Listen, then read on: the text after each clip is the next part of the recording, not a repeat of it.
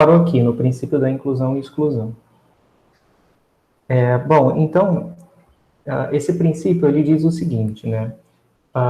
Ele me dá formas de calcular probabilidades de união, né? Relacionados com as probabilidades de cada evento e com as probabilidades e com a probabilidade da interseção, tá? Como é que funciona? Bom, tem essa primeira propriedade, que é P de A união A1 união A2, igual a P de A1 mais P de A2 menos a probabilidade da interseção. Então, vou colocar aqui no 1 só para ilustrar, tá? Então, a gente tem aqui o conjunto A1, aqui o conjunto A2, eles vivem dentro de ômega, né? Então, eu digo o seguinte, né? A probabilidade de A1 união A2 é o quê? Vou colocar aqui P, acho que aqui é melhor, P de A1 união A2. Então, o que é a A1 união A2? O que a fórmula está me dizendo é que isso vai dar P de A1, ou seja, é isso aqui, mais P de A2, né? Que é isso aqui. Aí aconteceu o seguinte, quando eu somei P de A1 com P de A2, eu contei essa área do meio, que é a interseção, né? Entre A1 e A2, eu contei ela 2 vezes, né? Então está errado, né? Porque a união ela tem que contar uma vez cada parte. Então, para eu consertar esse problema, eu tenho que subtrair A1 interseção A2. Tudo bem? Então, essa é a fórmula, tá? O princípio da inclusão e exclusão é feito dessa forma. Quando eu subtraio o A1 interseção A2, eu estou excluindo essa segunda parte, essa segunda vez que eu conto a interseção dos dois, tá? Então, por isso que se chama inclusão e exclusão. Por quê? Porque eu vou incluindo as probabilidades de cada evento isoladamente, né? Então, eu vou incluindo o A1 e eu incluo o A2, mas quando eu faço isso, eu vou precisar excluir a interseção, porque eu vou estar contando 2 vezes. Então, por isso tem esse nome, tá? Inclusão e exclusão. Essa ideia pode ser generalizada para mais de um evento, para mais de 2 eventos, que a gente fez com 2, né? Então, deixa eu colocar aqui um exemplo, que é com A, B e C. Tá? Aí, bom, eles sempre vivem no universo ômega, né? Então, vamos lá, vamos ver como é que se aplica o princípio da inclusão para esse caso. Deixa eu pegar esse aqui que está um pouco mais escuro. Então, o que eu vou fazer? Agora eu vou começar a somar, né? P de A1. Vou voltar aqui.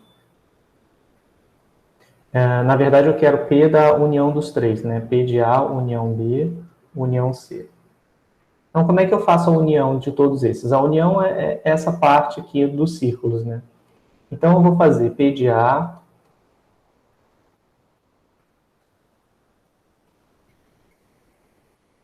mais P de B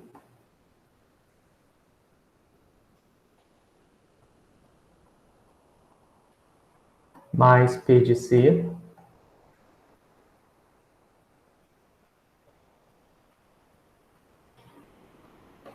e aí tem um monte de problema, né? Porque essa parte aqui foi contada 2 vezes, essa 2 vezes, essa 3 e essa 2. Espera aí, deixa eu voltar lá para permitir. Pronto.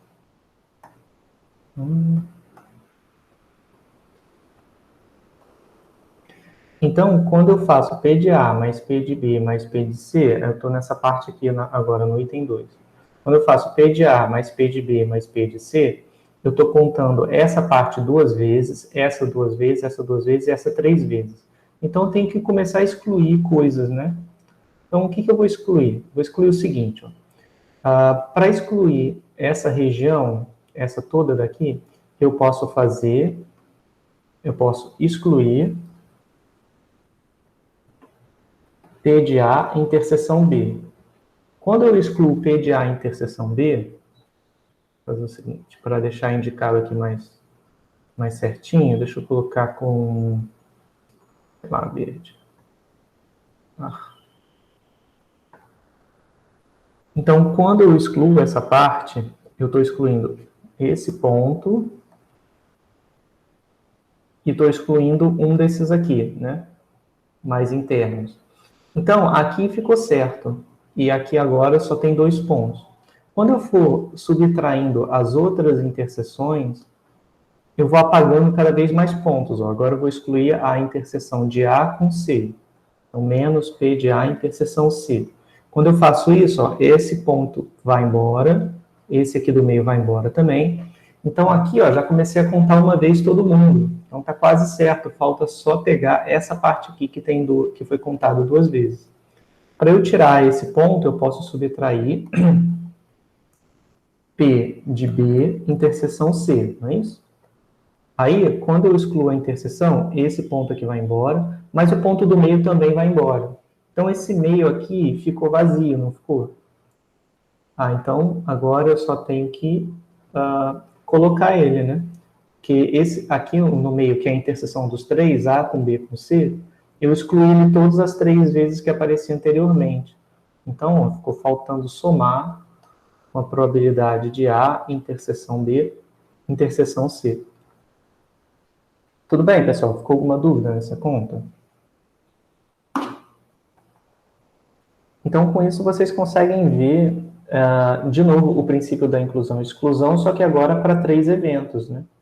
Então, o que a gente tem é o seguinte, a gente vai somando A com B com C, depois a gente tem que subtrair as interseções, e aí quando a gente subtrai essas 3 interseções, a gente acaba, essas interseções, né, de pares, a gente acaba excluindo tudo que estava na interseção dos 3. Então, tem que incluir de novo.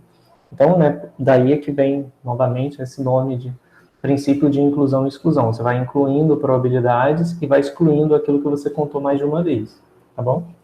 Aí que ficou repetido, tá? Talvez eu devesse tirar essa parte aqui e deixar só isso de baixo. Tudo bem, pessoal? Alguma dúvida? Beleza. Ah, o Matheus Então, uma dúvida no chat. deixa eu ir lá. Não entendi por que soma novamente a interseção dos 3. O objetivo é só não contar ela 2 vezes? Ah, sim, pois é, porque o que eu estava fazendo era, quando eu botava esses 3 aqui em azul, eu ficava com 3 pontinhos azuis aqui na interseção dos 3. E aí, quando eu excluí o primeiro verde, né, que é a interseção B, que é essa parte aqui, eu excluí esse cara uma vez. Quando eu faço A interseção C, eu excluí esse aqui uma vez. Quando eu fiz B com C, eu excluí 3 vezes. Como eu estava contando 3 vezes e excluí 3 vezes o centro, né, essa parte aqui não ficou contada nenhuma vez. E para eu contar A união B união C, essa parte aqui tem que entrar. Tá? Então foi isso que ficou faltando. Então eu teria que aqui colocar o pontinho laranja, que foi quando eu coloquei essa soma da interseção A com B com C. Tudo bem?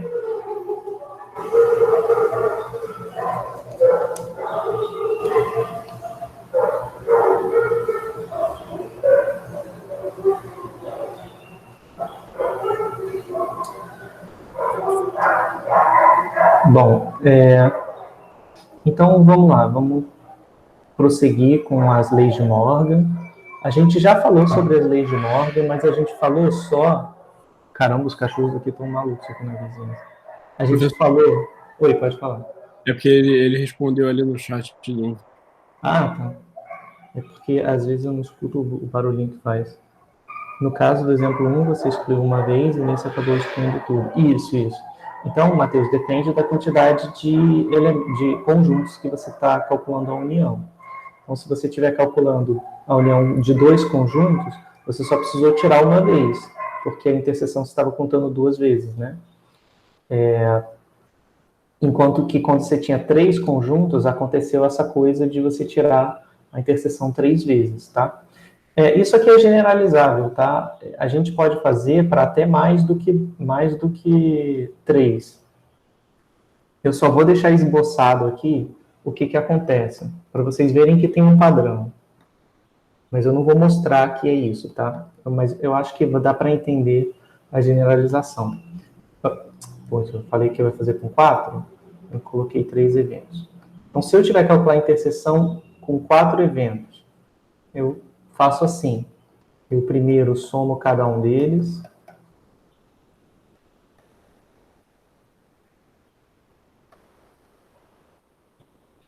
Aí, eu tenho que subtrair as interseções 2 a 2. Aí já começa a ficar bem chato, porque são várias interseções, né?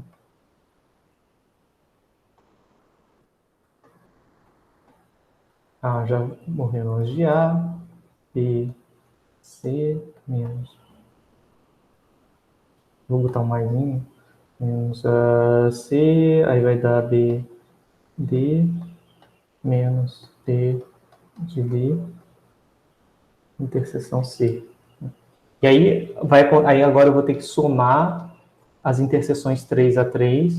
Então vai ser A inter B inter C, mais A inter B inter D. Agora, falta... Enfim, fica uma lista bem grande de coisas. Quando eu fizer o 3 a 3, aí eu vou ter que subtrair, porque aqui tem uma reticência. Aí eu vou ter que subtrair o A, interseção B, interseção C, interseção D.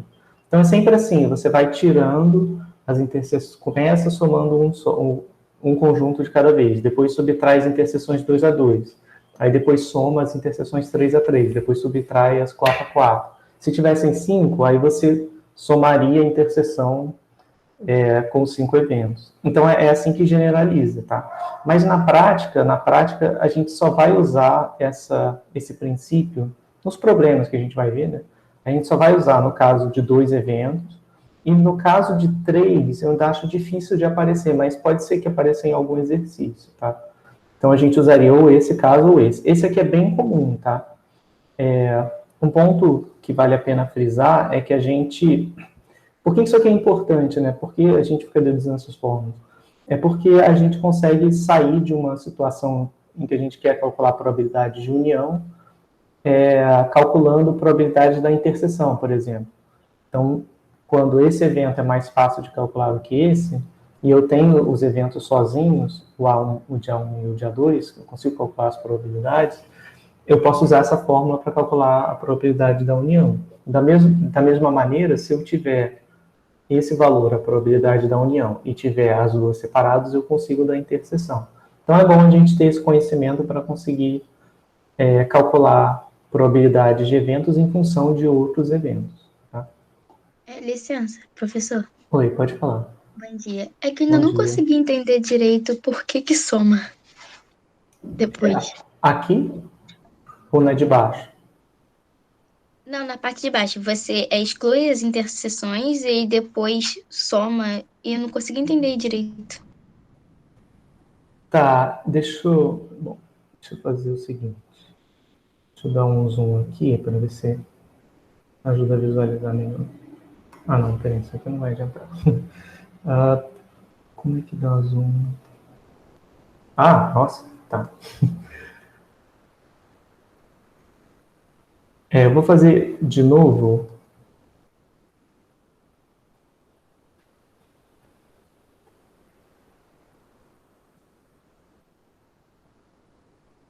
Tá?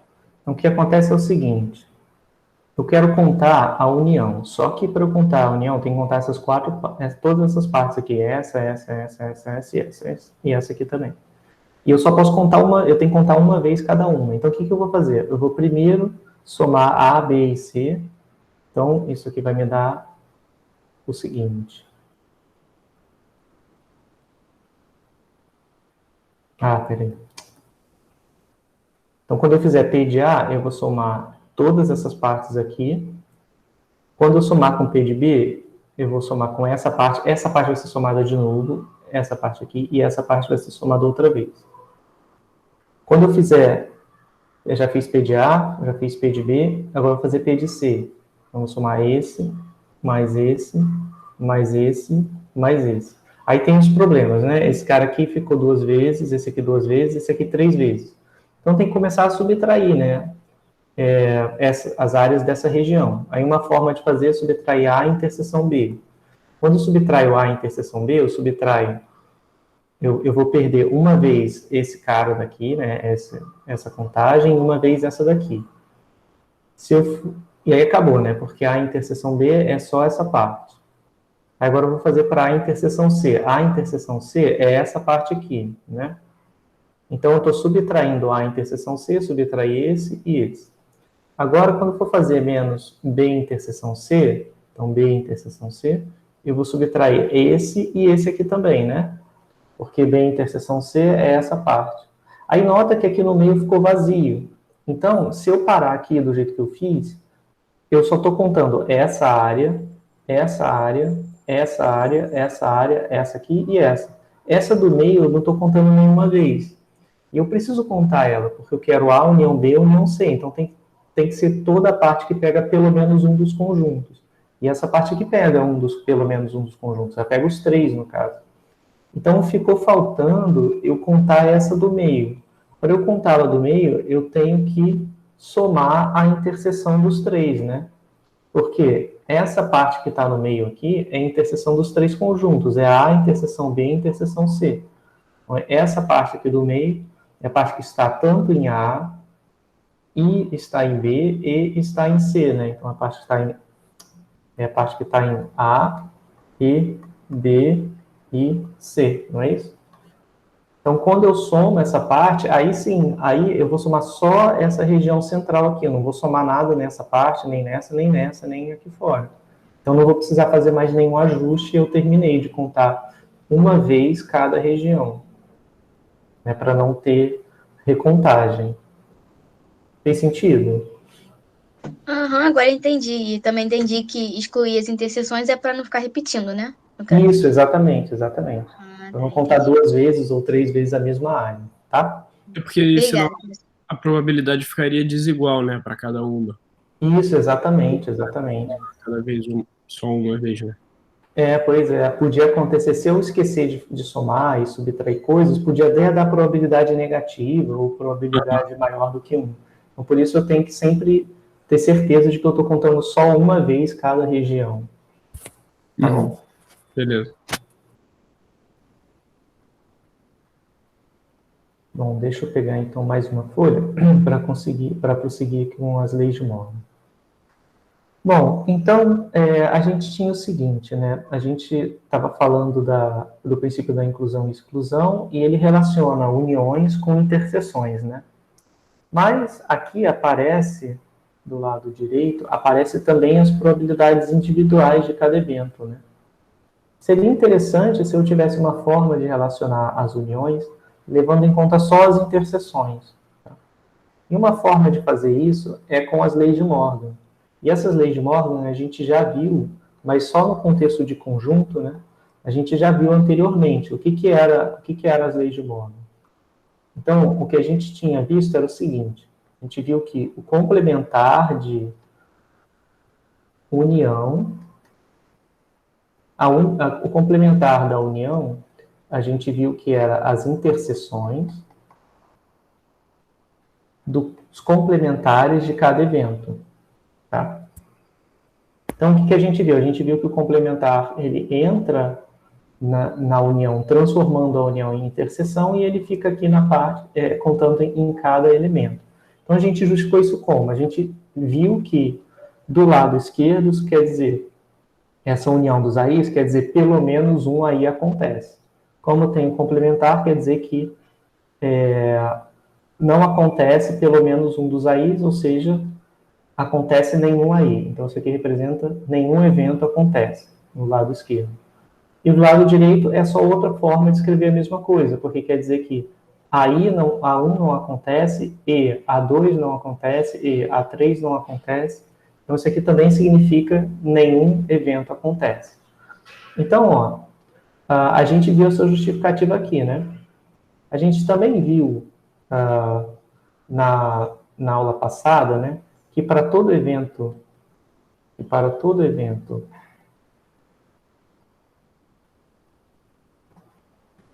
eu vou chamar aqui de B, tá, para ficar bem geral, contido em ômega, a gente tem o seguinte: a gente tem que a probabilidade do complementar de B é igual ao quê?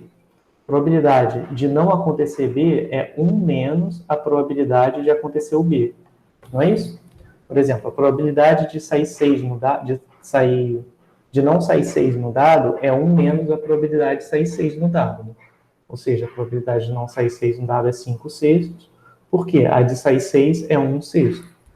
Então, sempre vale essa relação. Para todo B, para todo evento, eu tenho a probabilidade do complementar do evento é 1 menos a probabilidade do evento. Se eu aplicar isso, né? Então, se eu fizer... Eu posso fazer isso para todo evento, então eu posso fazer para esse aqui, né?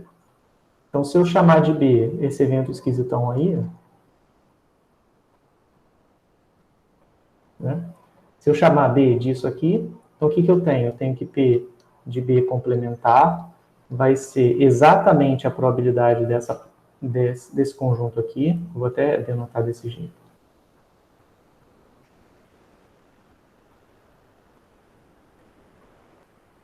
Né? Porque eu estou dizendo, vou pegar o B como sendo essa união. Só a parte de dentro, sem complementar. Quando eu usar o B nessa fórmula, eu vou ter B complementar vai dar a união dos AIs, que é o que eu estou chamando de B, complementar. Então vai ficar certinho, igual o que está aqui, né? E está batendo com essa parte da esquerda da fórmula. Quer dizer, ainda não.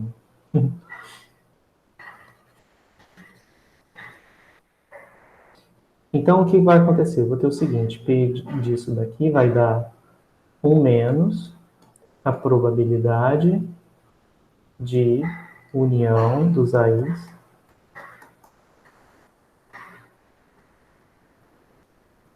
Peraí.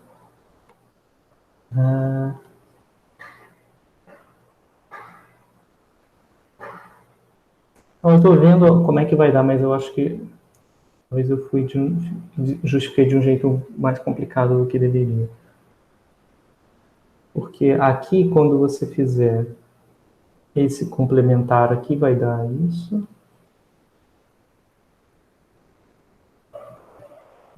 Será que tem um jeito menor de fazer?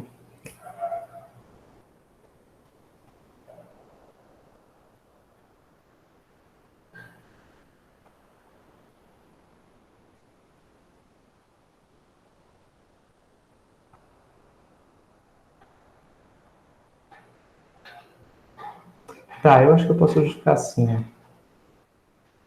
Eu podia continuar assim, mas daria certo, mas eu acho que ia ficar muita confusão, porque eu ia ter que ir e voltar. Eu acho que a melhor forma de mostrar que vale isso é a seguinte. Vou calcular P.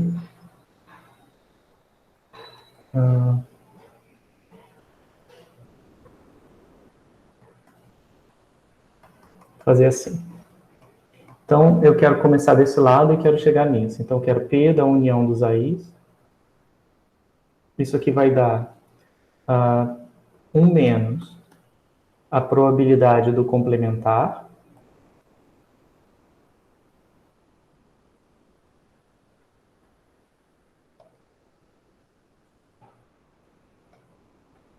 Certo? Porque, bom, isso aqui vale sempre, né?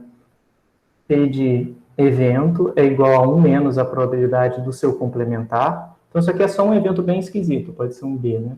Então, P de B é 1 menos P de B complementar. Assim, acho que sai mais direto. E aí, pelas leis de Morgan, o que é essa parte? Né? A lei de Morgan me diz que isso que está aqui é a mesma coisa que essas interseções. Então, só vou colocar as interseções, tá? Bom, então pronto. Aí eu obtive exatamente a fórmula que está aqui, tá? É mais direto. Bom, e a gente também pode interpretar entender essa fórmula pelo português mesmo, né? O que ela está dizendo? Ela está dizendo que a probabilidade de... O que é a união dos eventos? A união dos eventos quer dizer pelo menos um dos eventos ocorre, tá? Então, união a gente vê como pelo menos um, tá? Então, pelo menos um dos eventos ocorre. Por quê? Porque a união está relacionada com aquela ideia do ou. Então, quer dizer, ou o A1 acontece, ou o A2 acontece, ou o A3 acontece, e assim sucessivamente. Então, isso quer dizer, pelo menos um dos AIs acontece. Então, isso é o que está na parte esquerda. Então, pelo menos um dos AIs acontece é o complementar do evento, nenhum dos AIs acontece. Não é isso? Porque o que é a negativa de pelo menos um dos AIs acontece? A negativa dessa frase é nenhum dos AIs acontece. Não é isso? Então, o que eu estou dizendo é, a negativa desse evento aqui é esse evento. Quer dizer, aqui é pelo menos um dos AIs acontece. Deixa eu apagar aqui para poder usar as setas. Então, aqui é pelo menos um dos AIs acontece. Aqui é nenhum dos AIs acontece, porque essa interseção aqui é um E, né? Então, A1 não acontece, e A2 não acontece, e A3 não acontece, e assim sucessivamente. Então, aqui não acontece nenhum evento, nenhum desses AIs. Tá? Então, como um é um complementar do outro, eles se relacionam pela lei do 1 menos. Então, a probabilidade de pelo menos um dos AIs acontecer vai ser 1 menos a probabilidade de que todos os AIs não ocorram. Tá? E a segunda lei de Morgan é a mesma coisa. Vamos ver pelo português. O que ela diz? Ela diz o seguinte. Aqui do lado esquerdo, eu tenho todos os AIs ocorrem. Né? Que a interseção dos AIs quer dizer A1 acontece, e A2 acontece, e A3 acontece. Então, aqui quer dizer todos os AIs acontecem. Então, esse todos os AIs acontecem é o complementar do quê? De pelo menos um dos AIs não acontece, né? Que é o que está do lado direito. Então, todos os AIs acontecerem é o complementar de pelo menos um dos AIs não acontece. Tá? Então, dessa forma, a lei de Morgan relaciona uniões com interseções. A única questão é que envolve também a tomada de complementares. Tá? Então, eu tenho essas duas formas de relacionar uniões com interseções. Pelas leis de Morgan, né? E aí o que vai acontecer é que eu não vou ter nenhum evento que não seja interseção envolvido, né? Ou união, então só envolve uniões e interseções, mas eu vou ter que colocar complementares, tá? Enquanto que o princípio da inclusão e exclusão, ele leva em conta várias formas de interseção, né? Para 3 eventos eu relaciono união com interseções, mas eu também tenho os eventos isoladamente, tá? Então, são só formas de você relacionar união com interseção diferentes. E aí, cada problema vai demandar que se faça de uma forma específica, tá? Professor, não entendi a segunda lei de Morgan nesse sentido de probabilidade. A primeira eu acho que eu entendi, tipo assim, né? Vamos supor, o exemplo dá uma probabilidade X, né? Se a caneta cair, a probabilidade da caneta cair é X. Então, a probabilidade da caneta não cair é 1 menos X. É isso? Isso. Não, calma aí. Mas isso é com um evento só, né? Porque o que você está dando é um evento. É só a caneta cair. Sim. Né? Tá, então calma aí. Se a probabilidade da caneta cair é X e a probabilidade da caneta cair é 1 mais X, né? Vamos supor, se a probabilidade da caneta não cair é Y, então seria X é igual a 1 menos Y. Isso. Tá. Isso é porque realmente esse que está em parênteses parece um monstro, sei lá, parece Transformers. Né? E aí não entende. Sabe? Uma notação... Acaba ficando confuso. Pois é, isso aqui quer dizer o seguinte, ó, quer dizer A1, união A2, união A3. Digamos, né, se eu pegar o meu N e fizer N igual a 3. Então, isso aqui é só para eu conseguir escrever mais rápido, né, sem botar várias uniões uma do lado da outra. Mas o que está representando é isso, é a probabilidade da união. Aqui é a mesma coisa, só que como é uma interseção gigante, então aqui o que vai contar são as interseções, né? Então vai dar A1 complementar e A2 complementar e A3 complementar. Então, se a gente pegar o exemplo da caneta que você estava dando, eu pensaria, como isso aqui está lidando com potencialmente mais de um evento, eu eu interpretaria como se fosse o seguinte: o A1 é a caneta cai, o A2 é, sei lá, a borracha cai, e o A3 é, não sei, o apontador cai. Então, a probabilidade, isso aqui representa a probabilidade de pelo menos um dos objetos caírem, né? Então, como é que eu calculo essa probabilidade? Com 1 menos a probabilidade da caneta não cair e a borracha não cair e o apontador não cair, entendeu? Simultaneamente. Então, é só uma forma da gente poder calcular probabilidades, né? Uma forma mais fácil. Porque se a gente for calcular isso com uniões direto, olha como é que vai dar trabalho. Eu vou ter que calcular cada uma dessas partes aqui, ó. Essa. Dá bastante trabalho, tem muitos termos. Se eu fizer assim, usando a lei de Morgan, é muito fácil, porque eu só vou precisar calcular uma probabilidade, que é essa aqui, né? A gente vai ver lá na frente que, se os eventos são independentes, por exemplo, se a chance se o evento da borracha cair ou o lápis cair for independente um do outro, isso aqui vira o produto de cada uma. Então, vai ficar bem mais fácil de calcular a probabilidade. Mas a noção é essa, a noção é: tem essas uniões, é porque eu estou querendo contar com mais de um evento. Então, eu teria que contar o lápis cair, ou borracha cair, ou outra coisa cair, tipo apontador. E aí se relaciona dessa forma. Tudo bem? Fez sentido? Sim, sim. E o de baixo é análogo, é bem parecido. O de baixo como é que eu leio essa parte aqui? Essa parte aqui vai ser a interseção dos AIs, né? Ou seja, quer dizer, todos os AIs acontecem. Ou seja, acontece o A1, e o A2 e o A3. Como esses caras representam os objetos que caem, então quer dizer, o lápis caiu, a borracha caiu, o apontador caiu. Isso que está representado aqui nessa interseção. E na união, a união está representando, né, ou o lápis não cai, porque aqui é um complementar, ou a borracha não cai, ou o apontador não cai. Tudo bem? É que o próximo Não, esse exemplo... segundo mais ou menos. Esse segundo eu não entendi eu também, não. Esse não? É porque tem um complementar aqui, então não sei se talvez é isso que confunde.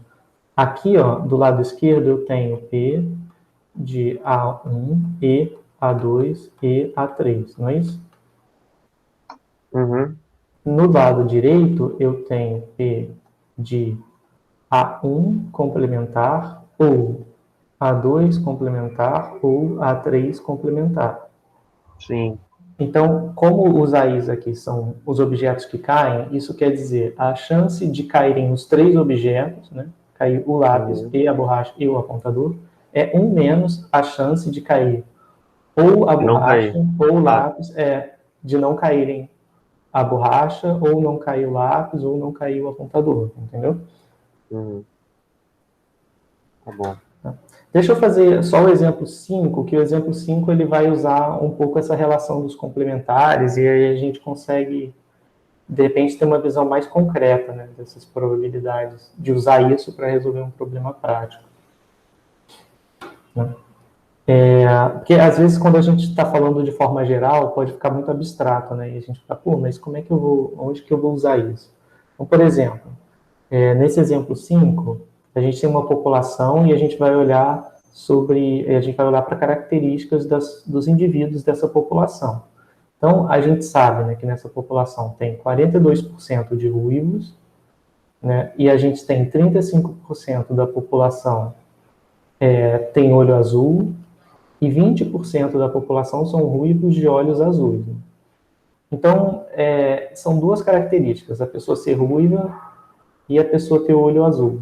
E aí existem proporções, né, para cada uma dessas. Então, o que acontece? A gente define primeiro os eventos, né? Então, os eventos de interesse são os seguintes. Em probabilidade, é bom vocês se habituarem a fazer isso, porque para organizar um pouco as coisas. Né?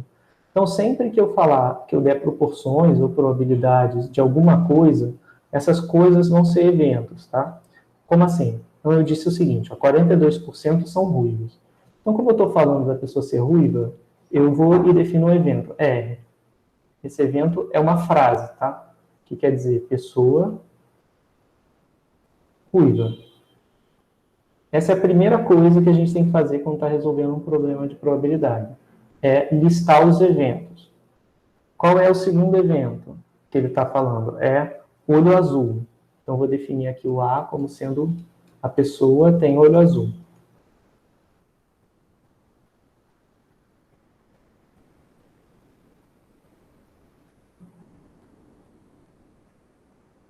Tá? E aí eu vou começar a botar... Deixa eu ver se tem algum outro evento. São ruivos de olhos azuis. Beleza, como essa frase aqui, ela usa só ruivo e olho azul, eu não preciso definir um terceiro evento. Eu vou construir esse evento em função dos eventos que eu já defini. Então vamos lá, vamos começar a anotar as informações do problema, tá? Então eu estou fazendo aqui com vocês só para vocês terem uma noção de como que a gente resolve esses problemas na prática, para não ficar uma coisa tipo só fazer conta. Ficar talvez mais claro a anotação de conjuntos. Então, a primeira informação, 42% são ruivos. Então, eu venho aqui na minha lista de eventos, eu vejo, a pessoa ruiva é R. Então, P de R quer dizer o quê? Probabilidade da pessoa ser ruiva. Como 42% são ruivos, espera aí, pessoal, rapidinho, deixa eu só atender minha filha que está batendo na porta.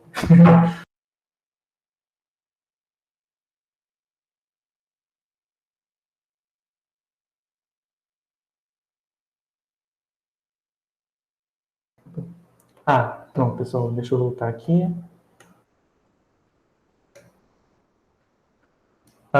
Então, eu parei aonde? No PDR. PDR era pessoa ruiva, né?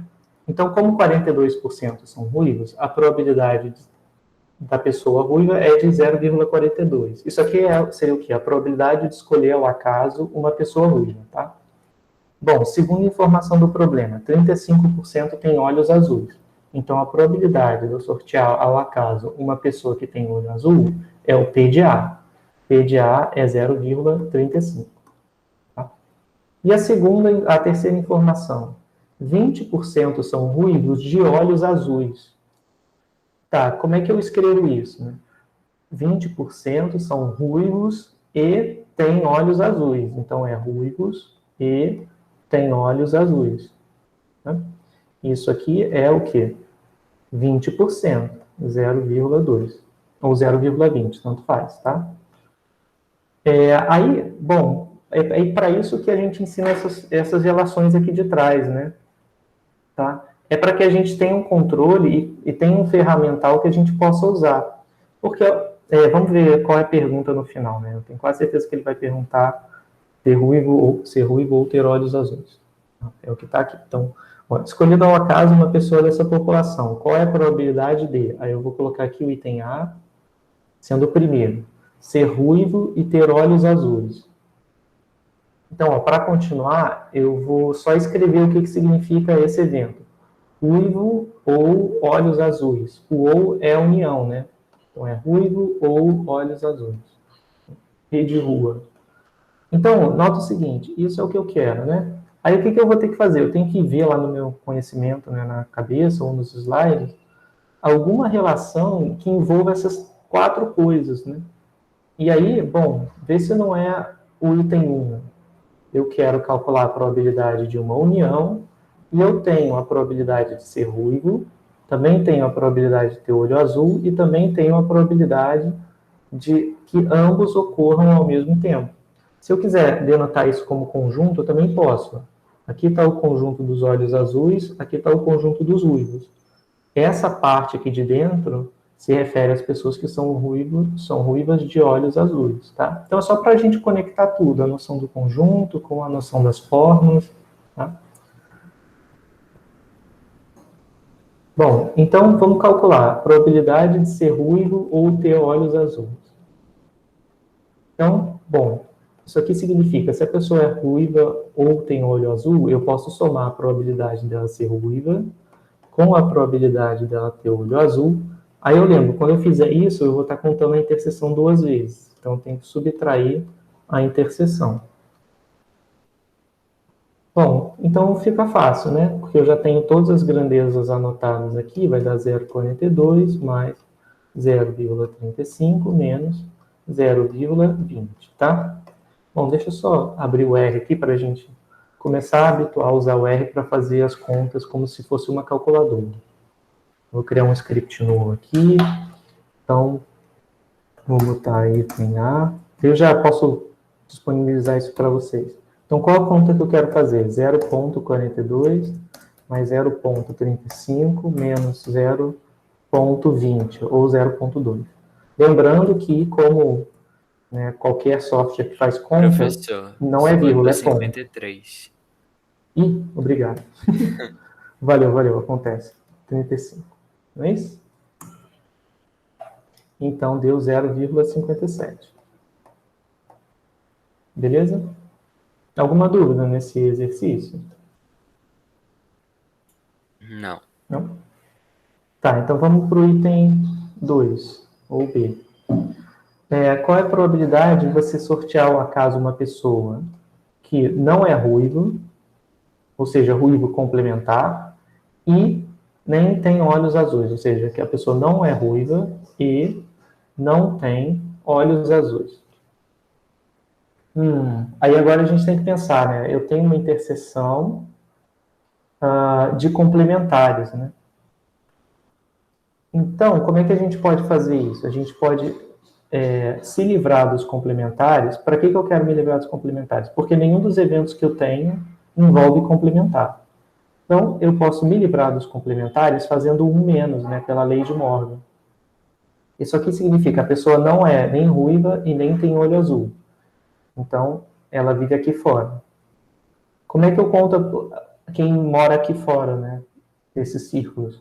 É o complementar de quem está dentro dos círculos, não é isso? Inclusive dentro da interseção, eventualmente. Então, ó, é 1 menos a probabilidade de estar nesse interior aqui. E o interior é representado por A união R. Tá? Beleza? Bom, aí é fácil, porque A união R eu já fiz. Ó. Lembrando que tanto faz a ordem, tá? A união R, R união A é a mesma coisa. Então, isso aqui vai dar 1 menos 0,57. Se eu for lá no R, eu vou fazer item B. 1 menos 0,57. Ou seja, 0,43. Tudo bem? Então, pessoal, só desse item A e desse item B, uma lição que a gente deve tirar é bom a gente conhecer as fórmulas para a gente ter uma noção do ferramental, mas a gente não precisa saber as fórmulas em si. Nota que nesse item B, só de desenhar os conjuntos, já me ajudou a ver como eu deveria relacionar as probabilidades. Eu identifico o que eu quero, o que está fora dos círculos, e aí eu vejo, bom, como é que eu conto o que está fora dos círculos? Eu faço 1 menos o que está nos círculos, e o que está nos círculos, convenientemente, é a união R, que eu já até calculei aqui no item A. Tudo bem?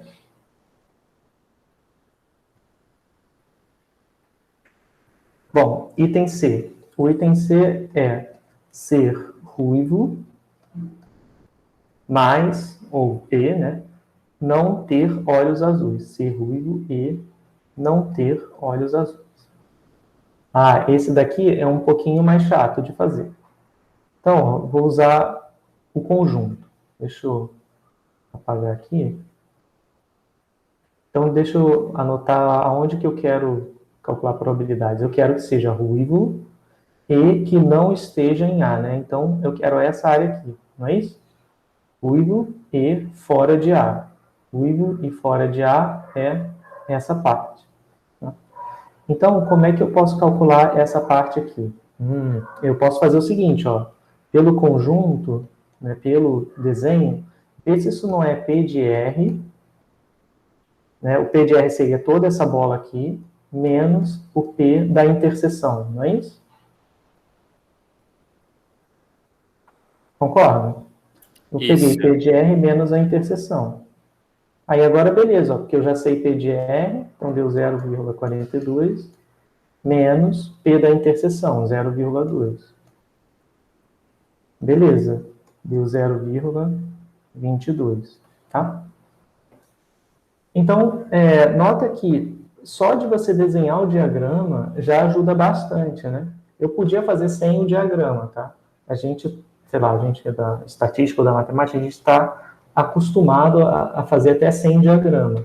Mas o diagrama ele já te dá acho que ele já te dá toda a resposta visualmente de forma mais direta. É porque a gente tem o costume, então a gente vai escrevendo assim, né, tudo com texto.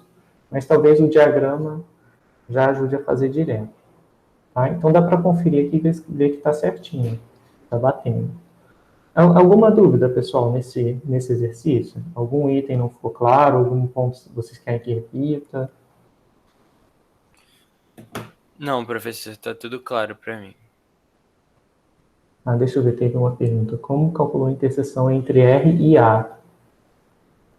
Tudo bem, Vitor, sem problema. Na verdade, eu não calculei, ele já me deu de cara, né? Ele me falou assim, quando ele falou a última frase antes da pergunta era, dado uma população, 20% são ruivos de olhos azuis. Então, a probabilidade de R interseção A, né, ruivo e olho azul, é 0,20 pelo problema mesmo. Tá? Foi o dado que o problema me deu.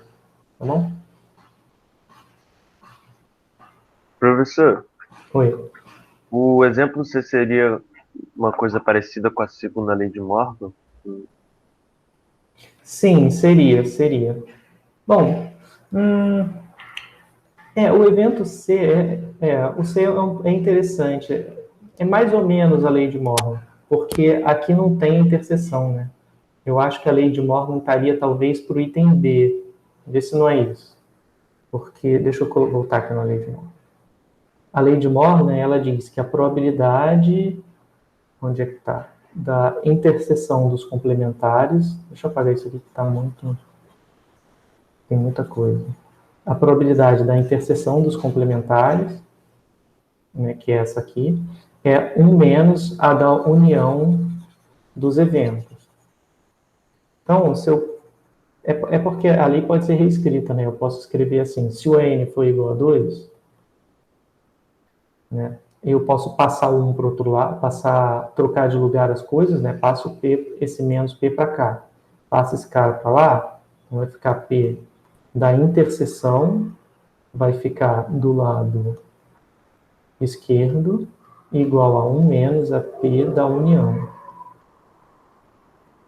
Então, o que eu fiz foi trocar. Esse cara passa para cá e esse cara passa para cá. E o 1 fica aqui no meio. Então, deu 1 menos. Né? Então, o que eu fiz foi isso. Eu peguei R complementar e A complementar, é isso aqui, igual a 1 menos a probabilidade da união de todos. Né? Na união de todos. Então, a lei de Morgan, na verdade, entrou no item B. Tá?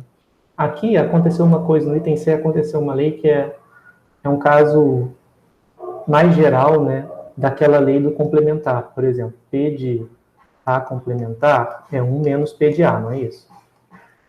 Então, a gente pode escrever da seguinte forma. Isso aqui é ômega interseção A complementar, 1 menos P de ômega interseção A. Se eu escrever 1 como P de ômega, porque 1 é a probabilidade do universo. Ops. Então, olha o que eu cheguei. Vê se não é parecido com o que está aqui. Só que a única diferença é que aqui é um R, que não é o universo todo. Então, aqui apareceu P de ômega, aqui é R, aqui ômega, aqui é R, aqui ômega, aqui é R. Então, essa lei aqui é uma lei que vale, que é mais geral do que a lei do complementar. É uma lei que leva em conta como se o R fosse um universo. É bem interessante. O que essa lei diz eu vou considerar o R como meu novo universo, então vou esquecer que existe tudo isso aqui de fora. Tá? Então, como o meu R é um universo, quando eu faço R interseção A complementar, eu estou pegando o R e subtraindo essa parte. Tá? Talvez é uma coisa talvez um pouco mais difícil de ver, mas eu acho que com o diagrama dá para entender. Né? Eu só estava querendo frisar que o R aqui faz o mesmo papel que o ômega. Tá? Mas, enfim, acho que fica mais fácil de ver analisando o diagrama mesmo. Consegui entender. Beleza? Beleza. Deixa eu ver se teve mais alguma pergunta no chat. Não, beleza, Vitor. É assim mesmo, até porque eu já tinha passado do slide, né? Qualquer coisa, pessoal, esses slides estão lá no Classroom. Então, se vocês quiserem acompanhar pelo computador, vendo no slide, né, para poder voltar ou avançar, beleza, fiquem à vontade, tá? Professor, Oi, pode falar. eu tenho uma pergunta meio boba, mas é mais por uma curiosidade que eu não entendi mesmo. Porque, Pode assim, nas perguntar. leis de Morgan, eu entendi que a probabilidade de pelo menos um evento acontecer é meio que a exclusão de nenhum dos eventos acontecerem. Isso. Mas o que eu não entendi é por que tem esse tipo 1 menos a probabilidade de nenhum dos eventos acontecerem. Por que não pode ser só a exclusão de nenhum dos eventos acontecerem? É porque a exclusão é representada pelo 1 menos, né? Esse 1 menos é exatamente a exclusão. Deixa eu só escrever aqui com um desenho, Então talvez seria fique só uma mais questão de claro. notação. Isso, exatamente. Se eu quero excluir, né? Para eu pegar a união, eu tenho que excluir o que está fora de todos eles, né? Não é isso? Então, ó, significa que eu vou pegar essa parte aqui de fora, né? Porque quer dizer que o primeiro não acontece, e o segundo não acontece, e o terceiro não acontece. Então, eu estou do lado de fora, né? Esse 1 menos, ele veio do complementar, né? Porque o que acontecia era o seguinte. Aqui eu tenho a união dos A's igual a Tn. Isso aqui é igual ao complementar. É isso que acontece. A união é o complementar. Então, a união é o complementar disso que está aqui, incluindo com o complementar dentro.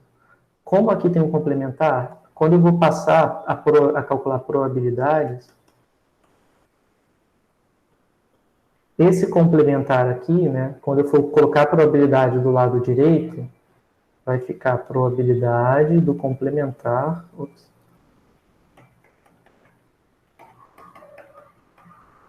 Não é isso? Então, só apliquei probabilidade dos dois lados. Como os conjuntos são os mesmos, eu aplico a probabilidade dos dois lados. Como aqui tem probabilidade de complementar, a gente já viu que é 1 menos a probabilidade do conjunto que está dentro, né? Então, vai ser... Caramba, eu estou comendo as interseções todas. Só para ficar com a notação igual, vou apagar aqui e colocar com parênteses. Aí é daí que vem esse 1 menos, tá vendo? Porque no processo de exclusão, né, quando eu vou excluir a interseção do que está fora, essa exclusão ela se traduz em termos de probabilidade com a operação 1 menos. Né? Então, esse é só para ter na cabeça. Sempre que eu estiver falando, sempre que eu fizer 1 menos uma probabilidade, o que eu estou calculando por debaixo dos panos é a probabilidade do complementar. Tudo bem? Tá, agora eu entendi. É que escrevendo assim fica mais complicado mesmo, mas eu consegui entender. Pois é verdade. Talvez, eu acho que a anotação, escrever como conjunto, facilite bastante, né? É só ter essa prática, né, de traduzir as probabilidades como conjuntos, e aí usar o diagrama, que eu acho que fica mais fácil mesmo. Tudo bem? Entendi. Valeu, professor. Obrigada. De nada. Bom, deixa eu então passar para o último conteúdo desse conjunto de slides, em que a gente vai falar sobre técnicas de contagem, tá? E eu acho que talvez isso aqui esteja mais relacionado com a forma com que vocês já estão habituados a calcular probabilidades lá da época do ensino médio, né? A gente fazia muito isso. No ensino médio, a gente aprendia algumas regrinhas de probabilidade, tipo esse princípio da inclusão e exclusão. É uma coisa que a gente aborda normal, os professores de matemática normalmente abordam no ensino médio. Mas é uma coisa que fica esquecida, porque a maioria dos casos em que se trata, né, no ensino médio, a gente só conta a quantidade de eventos, né, quantidade de elementos em A. O que a gente faz é o seguinte, né, a gente viu lá que uma forma de calcular P de A, de um evento A qualquer, é dividir a quantidade de elementos em A pela quantidade de elementos em ômega. Mas isso só vale se ômega é equiprovável, tá? Ou seja, se todos os eventos de ômega têm a mesma probabilidade. Eita. Equiprovável. Então, isso aqui é importante. Isso aqui vai servir para lançamento de dado, para jogar moeda, para sortear, para escolher aleatoriamente um livro da estante da sua casa. Isso aqui vai servir para sempre que o ômega for equiprovável. Mas, às vezes, o ômega não vai ser, tá? Então, nos casos que o ômega é equiprovável, a gente vai ter que contar a quantidade de elementos em A, contar a quantidade de elementos em ômega. E esse processo de contagem, ele tem técnicas para você conseguir contar elementos de conjunto. Mas se os conjuntos são muito grandes, né, fica, às vezes, impraticável a gente listar todos os elementos de cada um dos eventos e aí contar, né, manualmente. Então, tem técnicas matemáticas para fazer isso. E era isso que a gente focava mais aí na época do ensino médio. A gente vai rever algumas dessas técnicas rapidinho, né, para ter um ferramental maior, né, na hora de calcular probabilidades.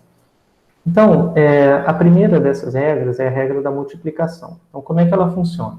Vamos ver por esse exemplo aqui. A gente tem rotas entre cidades. Então, assuma que existam 3 rotas distintas entre as cidades A e B. Então, aqui eu tenho a cidade A, aqui eu tenho a cidade B. Então, tem 3 rotas diferentes que levam de A para B. Tá? Não ficou muito legal isso, porque B é um lugar só, né? Então, todas essas setas deveriam estar chegando no mesmo lugar. Mas tudo bem. De repente, eu vou fazer assim. Tá? Então, são 3 rotas diferentes para você chegar da cidade A na cidade B. E vão existir 5 rotas distintas, né, ou 5 formas diferentes de eu chegar na cidade C. Então, aqui, 1, 2, 3, 4, 5. Tá? E a pergunta é, quantas rotas distintas existem entre as cidades A e C, ou seja, indo daqui para cá? Então, esse é um problema típico, né, de regra da multiplicação. Por quê? Porque eu sei que para cada caminho de A para B, vai existir 5 caminhos de B para C. Então, a quantidade total de caminhos são 3, que vão de A para B, vezes 5, que são de B para C. Tá? Então, 15. Tudo bem? Então, essa regra da multiplicação, ela está sempre associada à noção de para cada existem tantas, né? Sempre essa regrinha. Para cada rota de A para B, existem 5 rotas de B para C. Então, de A para C vão existir 3 vezes 5, 15 rotas diferentes. Tá? Então, vamos ver um exemplo dessa regra agora aplicada para um problema mais prático da biologia, tá? Então, vamos lá. Eu acho que esses problemas não costumam aparecer assim para vocês na prática, né? Então, apesar da gente se esforçar e colocar exemplos que sejam da área, às vezes pode ficar um pouquinho, parecer que é um pouco forçação de barra, né? Mas, assim, na minha defesa, pelo menos, se alguém for da licenciatura, talvez tenha que resolver problemas assim com os alunos de ensino médio. Então, sei lá, né? Pelo menos, talvez para ensinar o pessoal acabe sendo útil essas coisas que a gente vê, pelo menos nessa regra. Vamos ver esse exemplo, para ver se faz algum sentido. Então, eu tenho um primeiro problema, que a gente tem 4 bases, né, nitrogenadas que formam DNA, adenina, citosina, guanina e timina, né, A, C, G, T. Bom, aí a gente tem o seguinte, né, o genoma humano é formado por uma sequência de 3 bilhões, aproximadamente, né, de pares de bases nitrogenadas. Então, são 3 bilhões, ou seja, 3 vezes 10. 10 a sexta são milhões, né? Bilhões a 10 a nona. Então, quantas sequências possíveis de 10 bases nitrogenadas podem ser formadas? Né? Bom, se eu tiver... talvez eu devesse perguntar, né, no genoma humano todo. Então, assim, para eu obter o genoma... se eu tenho uma sequência de 3 bilhões de pares nitrogenadas, eu poderia perguntar, antes dessa pergunta aqui, poderia ver a seguinte pergunta, né? Com um espaço de 3 bilhões de bases nitrogenadas, para colocar bases nitrogenadas, né, de quantas formas eu poderia fazer essa alocação? Então, como isso aqui é o número de Aí eu não sei como é que se refere a isso, né? Mas eu vou chamar de espaços para colocar bases nitrogenadas, né?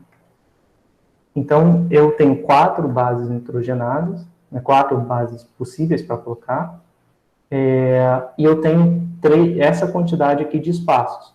Então, vai ser 4 vezes 4 vezes, assim sucessivamente, até o último. E essa reticência aqui, né, tem 3 vezes 10 a nona espacinhos.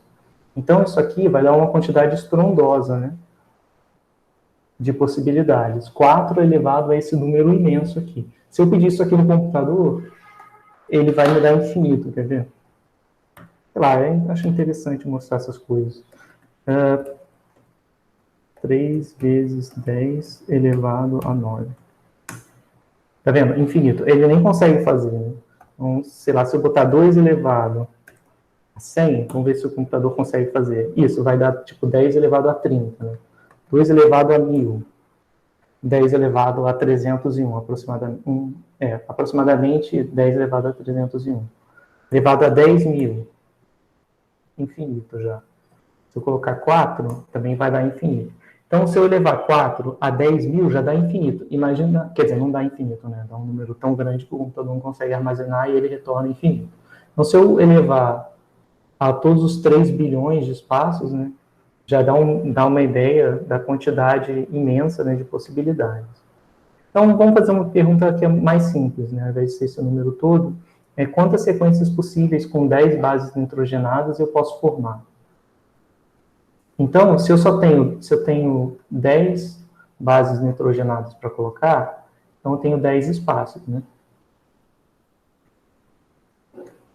E aí, cada um deles eu coloco 4 possíveis bases nitrogenadas. Então, pela regra da multiplicação, né? Porque para cada base que você colocar aqui, vão ter 4 para botar aqui, assim sucessivamente, vai dar 4 elevado a 10. Então, vamos lá, 4. Eu não falei para vocês, mas esse circunflexo aqui representa a potência, tá? 4 elevado a 10. Então, já deu tudo isso aqui. 1, 0, 4, 8, 5, 7 e meio. Então, já dá mais de 1 milhão de possibilidades, de formas possíveis. Bom, vamos para um problema 2, que já é um problema que vai usar a noção de probabilidade propriamente, ao invés de ser só contar eventos. Então, aminoácidos são formados por 3 bases nitrogenadas em sequência, havendo redundância. Né? Aí, por exemplo, né, como assim redundância? Redundância eu vou chamar de, por exemplo, né, todas as sequências de 3 bases nitrogenadas iniciadas por GU codificam o aminoácido vitalina. Ou seja, GUA é vitalina, GUC é vitalina também, GUG também é vitalina. E assim sucessivamente.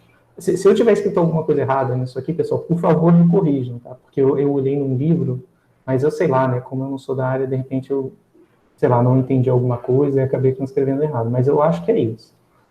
Enquanto que o ácido aspartico, ele é formado apenas pelas sequências GAU e GAC. Então, quando eu falo que tem redundância, é por isso, né? Tem mais de uma forma de você combinar as 3 bases nitrogenadas para formar um mesmo aminoácido, né? Ou um aminoácido que tem o mesmo nome. Eu não sei se eu posso dizer que é o mesmo aminoácido, mas pelo menos recebe o mesmo nome.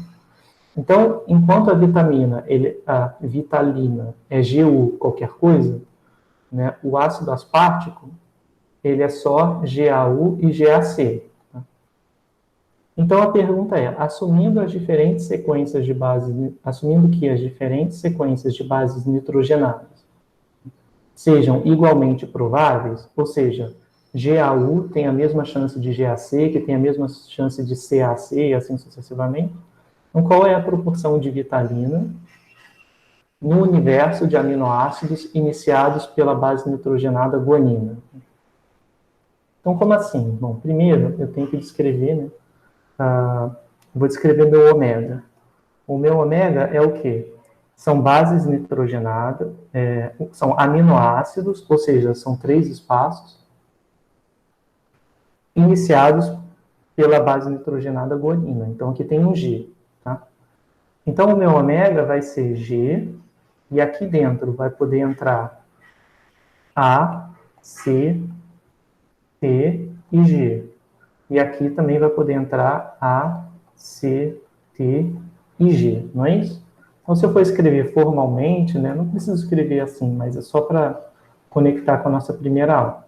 Vai ser o G, nessa primeira letra G, produto cartesiano com A, C, T, G, produto cartesiano com A, C, T e G, tá?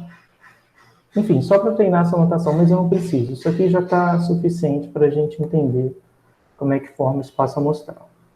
Então, essa é a primeira coisa, né? Ele está dizendo aqui que está no universo de aminoácidos iniciados pela base nitrogenada guanina. Aí ele pergunta, qual é a proporção de vitalina nesse universo?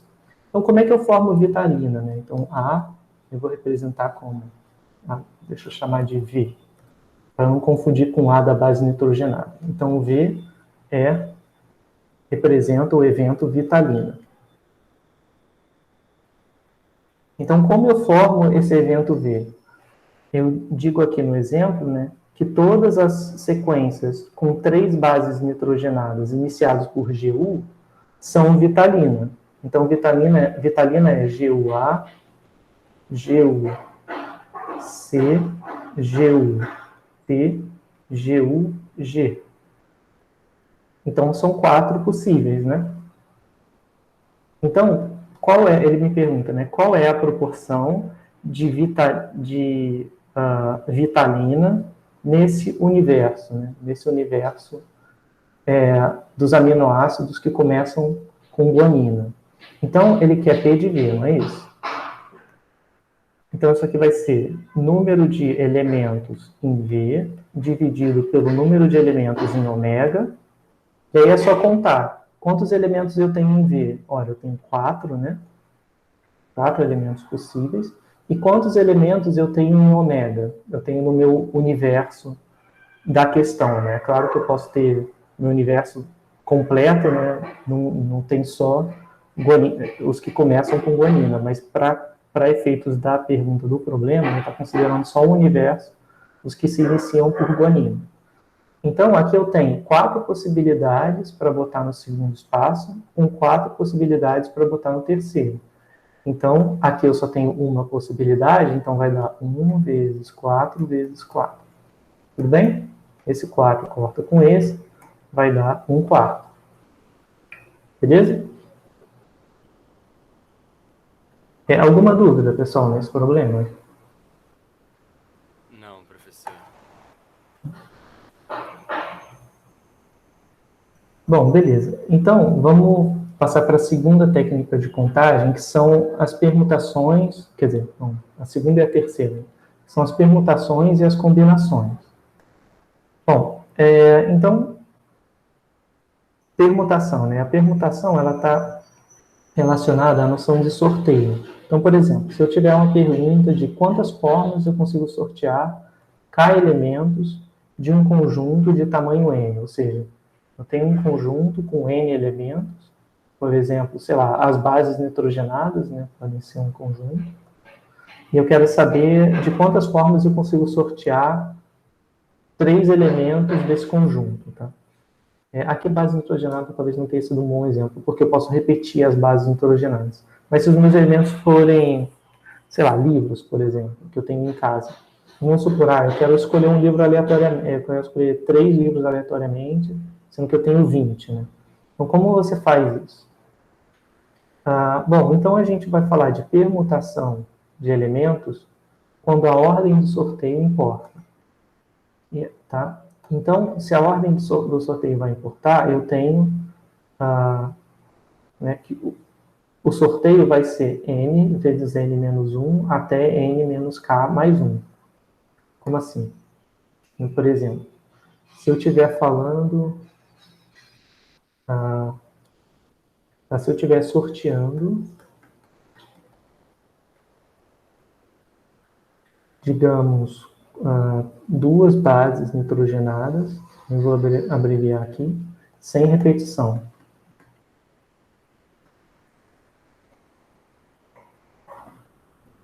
Em sequência. Então, o que vai acontecer? Eu vou sortear 2, né? Então, aqui, eu vou pegar sem repetir. Então, vou ter 4 possibilidades, vezes 3, né? Porque quando eu pegar a primeira que eu colocar aqui, vamos supor que eu coloque A. Quando eu for sortear a outra, eu não posso repetir, tá? Porque eu estou falando sem repetição. Então, é C, G, T. Né? E assim sucessivamente. Então, para cada letrinha que eu botar aqui, vou ter 3 outras letras que eu posso colocar no segundo espaço. Então, vai ser 12. Então, e se eu tivesse, sei lá, se eu estivesse sorteando 3 bases? Se eu estivesse sorteando 3 bases, sem repetir nenhuma. Aí eu contaria, coloquei aqui 4 possíveis, aqui 3 possíveis, tá? Então, como tem 2 letras já aqui e aqui, me sobram 2 letras para completar. Então, dá 4 vezes 3 vezes 2, que é 12, 24. Então, quando eu estou sorteando sem repetição em sequência, o que eu tenho que fazer é ir decrescendo uma unidade, né, a cada novo sorteio. Então, vai 4 vezes 3 vezes 2, deu 24. Tá? E a combinação, né? Isso foi para permutação. E a combinação? Bom, a combinação é quando a ordem do sorteio não importa. Tá? Então, eu tenho que, se a ordem não importar, né? Então, o que eu vou ter é o que a gente chama de combinação. E como é que a gente faz combinações? Combinações a gente denota por N, K, A, K. Então, isso aqui representa, né, a seguinte frase. Eu escolho, ou, sei lá, vou colocar aqui número de escolhas.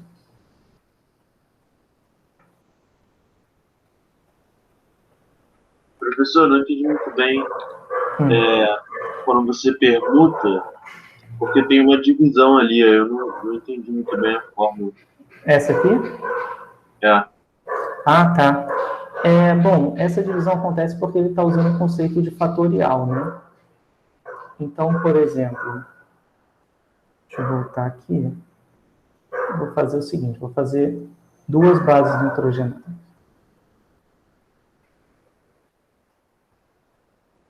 Então, vai dar só 4 vezes 3, que é 12, né? Mas eu também podia fazer o seguinte, ó. Esse 4 vezes 3, como eu estou sempre decrescendo uma unidade, eu podia escrever 4 fatorial. Se você não lembra o que é 4 fatorial, isso é 4 vezes 3 vezes 2 vezes 1. Tá? Ou seja, 5 fatorial seria 5 vezes 4 vezes 3 vezes 2 vezes 1. Então, fatorial significa você ir multiplicando e decrescendo até chegar no 1. Então, eu poderia fazer o 4 fatorial, esse 4 fatorial é 4 vezes 3 vezes 2 vezes 1. Só que aí tem um porém, né? Era para ser só 4 vezes 3, então eu tenho que tirar essa parte aqui, não pode aparecer. Como é que eu tiro ela? Eu divido por 2 fatorial. Quando eu divido por 2 fatorial, eu vou estar dividindo por 2 vezes 1, né? Então, só para ficar bem claro, o que acontece é o seguinte. Aí aqui eu estou dividindo por 2 vezes 1, esse cara vai embora, esse cara vai embora, 4 vezes 3. Então, é isso que está sendo representado aqui, ó. Vê se não é. Aqui o meu N é igual a 4, porque eu tenho 4 bases nitrogenadas, e o K, né, são quantos elementos eu vou sortear. Então, eu vou sortear 2. Então, aqui vai entrar 4 fatorial, dividido por 4 menos 2 fatorial.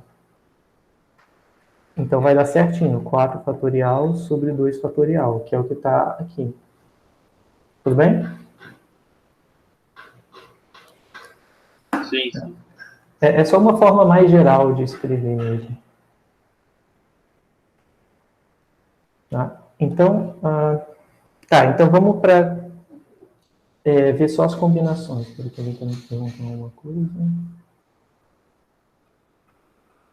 GUT não existe. Esse U vira tipo um substituto para o T. Ih, sério? Eu não sabia disso. Então, é impossível existir GUT na natureza? Não existe?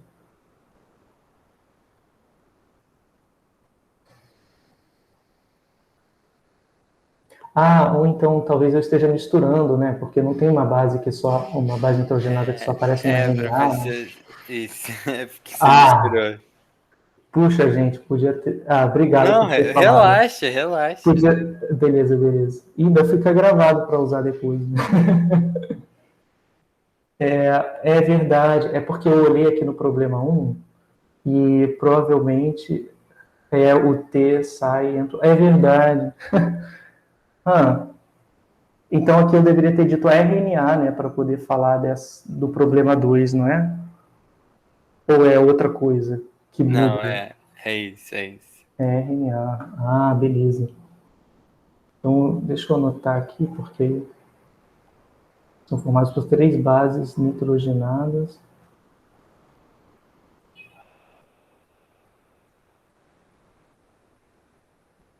Ah, deve ser... Não, peraí, eu acho que o enunciado tá ok. O problema era aqui, né? Aqui que eu deveria mudar. É o E lá RNA que embaixo. tem uracila É e o verdade, é verdade. DNA que tem timina. Uma exclui a outra. É verdade, é verdade. Então aqui eu deveria colocar também trocado. Aqui não é U. Ah, aqui é um outro U. Mas, né? Bom, beleza. Obrigado, pessoal, por ter corrigido. E, gente, fiquem à vontade para corrigir sempre que eu falar alguma asneira desse tipo, tá? Porque acontece. A gente não lembra mais das coisas, mas... Enfim, obrigado, pessoal. Bom, então, vamos voltar para a parte das combinações. Né? O que eu estava falando era o seguinte. Então, combinação é quando eu vou fazer um sorteio e a ordem do sorteio não importa. É tipo, sei lá, Mega Sena, né? Aminoácido não, porque, dependendo da ordem, muda o aminoácido que forma. Mas, sei lá, se a gente pensar em um sorteio de loteria típico, a ordem das escolhas, a ordem do sorteio não vai fazer diferença. Então, existe essa notação aqui, que é número de combinações. Né? Então, a gente lê isso aqui como número de escolhas possíveis de casinho elementos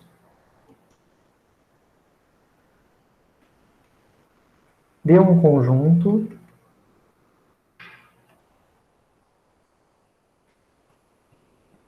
de N elementos. Tá? Então, o que vai acontecer? Eu vou escolher...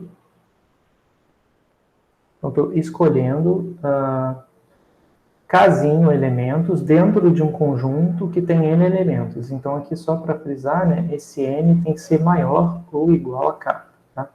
Eu não consigo escolher 5 elementos de um conjunto que tem 2 só. Né? Então, o N tem que ser maior ou igual a K. Então, essa quantidade aqui a gente lê assim, né? Número de escolhas possíveis, né, de K objetos dentro de um conjunto que tem N objetos. Tá? E aí, como é que eu faço essa contagem? Né? Então, é o seguinte, como eu vou escolher K objetos, eu vou fazer o seguinte. Eu vou colocar aqui K espacinho.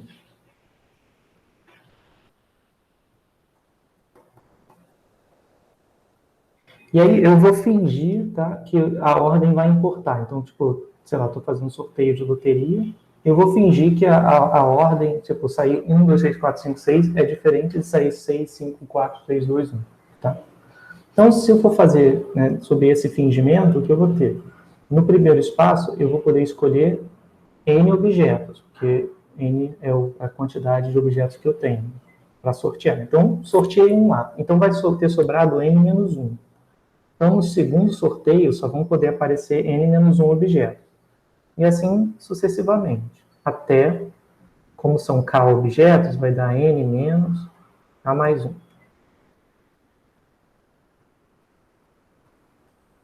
K mais 1 não, K menos 1.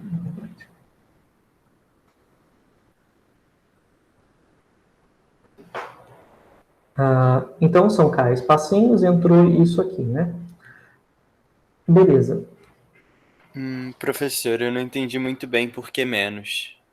Aqui? É. Ah, tá. É porque eu tenho que contar, eu tenho que escrever de forma que dê K espaços aqui em cima. Esse N eu posso ler como N menos 0, tá? Então, como é que eu conto, como é que eu sei onde eu termino? Essa parte onde termina sempre é confusa. Porque eu tenho que ter K espaços. Então, como é que eu conto os espaços? Eu posso contar os espaços pelo que eu estou subtraindo, né? Então, aqui eu tenho o espaço 0, espaço 1, espaço 2. Para dar K, aqui eu tenho que chegar no K menos 1, né? Tá. Tudo bem? Obrigado. É meio complicado, mas tem que fazer, só prestar atenção nessa regrinha da contagem. Tanto é que eu tinha posto mais um aqui, que me confundiu. Então, isso aí é bem comum, né? Mas tem que ser menos um aqui dentro. Então, isso aqui são K espacinhos, eu fui preenchendo, né, com a ordem fazendo diferença. E aí a gente já viu, né, da fórmula anterior, que para fazer com a ordem contando, né, eu posso fazer n fatorial, né, dividido por K...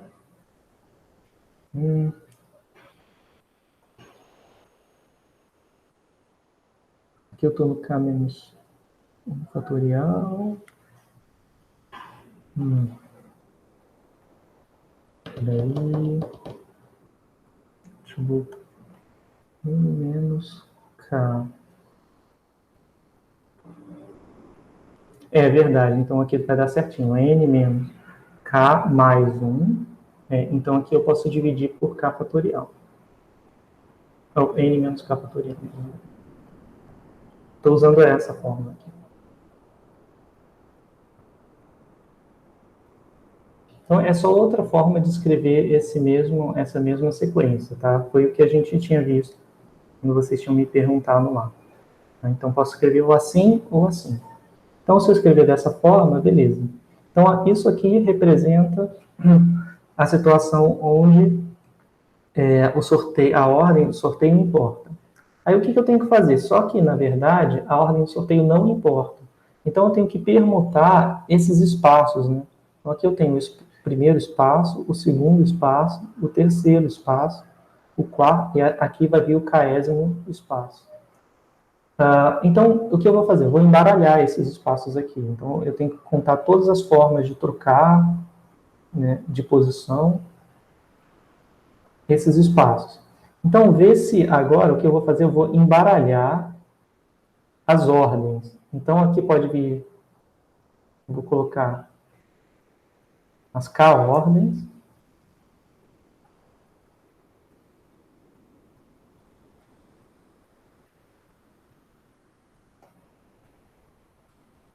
E eu vou embaralhar. Então, aqui pode aparecer qualquer um, né, dos K-ordens. Então, pode aparecer o késimo, pode ser o terceiro, pode ser o quarto, o quinto. Então, aqui vai aparecer K-1, aqui vai aparecer K-2, e assim sucessivamente. Aqui vai terminar no 1, né? Então, o que acontece é que aqui eu vou dividir por K fatorial. E aí, bom, aí terminou a fórmula, porque quando eu faço a divisão, né, isso aqui vai dar N fatorial sobre N menos K fatorial. Como eu estou dividindo esse número todo por K fatorial, é a mesma coisa que multiplicar por 1 sobre K fatorial. E aí, no final, como esses dois estão no denominador, isso aqui vai dar N fatorial dividido por K fatorial, N menos K fatorial. Tá? Então, beleza, ó, a minha fórmula é essa daqui. Então, de quantas formas eu posso escolher, né, de um conjunto de N elementos, K elementos? Então, eu escolho dessas formas. Eu pego N fatorial, divido por... Essa é a quantidade de escolhas possíveis. Divido por K fatorial, vezes N menos K fatorial. Tá? Então, vamos ver um exemplo. Tá? Então, vamos ver aqui um exemplo em que eu tenho um conjunto A, que tem 6 elementos. 1, 2, até 6. E aí eu quero saber, né, de quantas formas possíveis eu consigo escolher 2 elementos. Tá? Então, se eu quero escolher 2 elementos, aqui o meu N é igual a 4. Como eu quero escolher 2, o K é igual a 2. Então, de quantas formas possíveis eu posso escolher dois elementos dentro... Ops, n não é igual a 4, não. N é igual a 6. Então, de quantas formas possíveis eu posso escolher dois elementos? 6, 2 a 2, não é isso? Então, pela fórmula, isso aqui vai dar 6 fatorial dividido por 2 fatorial vezes 4 fatorial. Então, vamos fazer algumas simplificações, né? Isso aqui vai dar 6 vezes 5 vezes 4. Aí, bom, para escrever o fatorial, eu escreveria 4 vezes 3 vezes 2 vezes 1. Ao invés de escrever isso, eu posso escrever 4 fatorial só. 2 fatorial é 2 vezes 1, que é 2. E 4 fatorial eu mantenho. Então, esse cara morre com esse. 6 vezes 5 dividido por 2. 3 vezes 5, 15. Né? Então, vê se não é... Eu poderia fazer de outro jeito. Eu poderia fazer com os espacinhos. Né? Então, como é que eu faço? Eu poderia fazer... Ó, eu tenho 6 escolhas para o primeiro sorteio. Aí, quando eu sorteei o primeiro, esse cara saiu do conjunto A. Então, o conjunto A só vai ter 5. Então, 6 vezes 5. Aí, o que eu noto? Eu noto que a ordem não importa, né? Então, por exemplo, se eu sortear o número 1 e depois o número 2, é a mesma coisa que o número 2 e o número 1. Então, você consegue ver que aqui dentro, né, tem uma redundância no fator de 2, por exemplo. 1, 2 e 2, 1 são o mesmo valor. Então, eu tenho que aglutinar esses dois casos em um caso só. Então, por isso, eu tenho que dividir por 2. Então, vai dar 30 dividido por 2, que é 15. Tá? Então, esse é o princípio das contagens. É você contar os espacinhos na parte de cima e dividir pelo número de permutações ou pelas redundâncias na parte de baixo. Aqui, né, como era 6, 2 a 2, era fácil de ver que a redundância vinha num fator de 2. A cada dois sorteios em que a ordem importa, eles equivalem a um sorteio em que a ordem não importa. Então, eu tenho que dividir por 2. Tá? Mas, pela fórmula, fica mais geral. Tá? E essa fórmula ela é muito importante. Lá na frente, quando a gente for ver distribuição binomial, que aparece bastante na probabilidade e na estatística, vai aparecer essa fórmula aqui e a gente vai usar bastante. Tá? Então, é importante saber trabalhar com essa noção de número de escolhas, né, ou combinações. Tá? Bom, então vamos ver esse exemplo. Né? É um exemplo só um pouquinho mais elaborado para a gente fixar essa ideia de combinação, né, e aí poder partir para o segundo grupo de slides. Então, nesse exemplo 6, eu tenho o seguinte. Ele considera um full house numa mão de poker. Eu tenho uma mão de 5 cartas, né, extraída de um baralho de 52 cartas. Então, eu tenho lá minhas 52 cartas, sorteio 5 delas, e isso é o que está na minha mão. Então, se o baralho foi embaralhado de forma que cada carta tem a mesma chance de aparecer, qual é a probabilidade de obter um full house? O que é full house? Né? É só um nome para uma sequência de cartas, né? Para um conjunto de cartas. Então, aqui tem a definição. Uma mão é chamada de full house se há 3 cartas do mesmo valor, ou seja, 3 copas, 3 cartas de paus, ou 3 cartas de ouros, ou 3 de espadas. Né? E 2 outras cartas do mesmo valor. Tá? Então, significa, né, se eu tiver, digamos, paus, se eu tiver 3 cartas de paus, essa anotação fica ruim, porque parece que é um 3 de paus, mas não. São só 3 cartas de paus. E 2 de ouros. Por exemplo, né, isso é um full house. Se elas forem, se for, sei lá, paus e espadas também. Se for copas e ouros, mesma coisa. Tá? E aí os números tanto faz. Aqui pode ser um 4, aqui pode ser um 3, aqui pode ser um ás. Tá? Então, tanto faz o número. Só o que importa são os nines.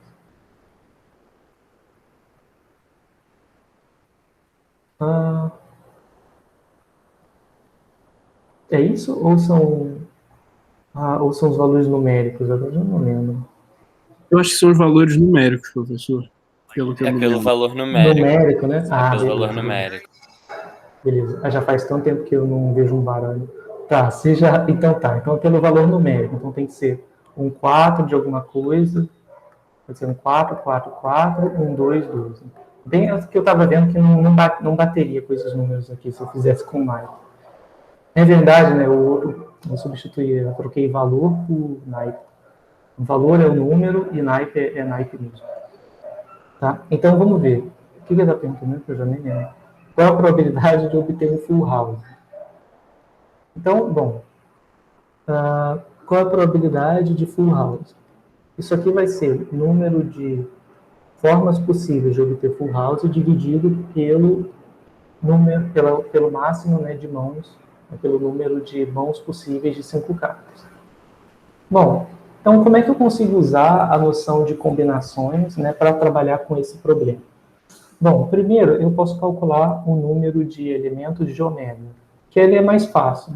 Como eu tenho 52 cartas e a minha mão vai aparecer 5 cartas só, então a quantidade de elementos em ômega, ou seja, a quantidade de mãos possíveis de 5 cartas que eu posso tirar é 50, número de escolhas de 5 cartas num universo de 52.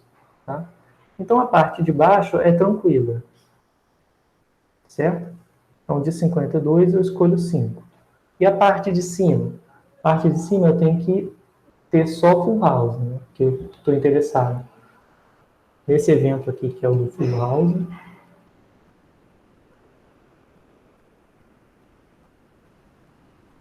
Então, para esse evento, eu vou fazer o seguinte. Eu vou escolher 13 números, tá? 13 valores numéricos. Podem ser o A. Por que 13, né? Porque é As, vem 2, 3, 4, 5, 6, até 10. Então, até aí são 10 valores, mais valete, dama e rei. Então, são 13. Então, primeiro, eu vou escolher 13, eu estou tentando formar todos os full houses possíveis. Então, eu vou escolher 13 números, né, ou figuras.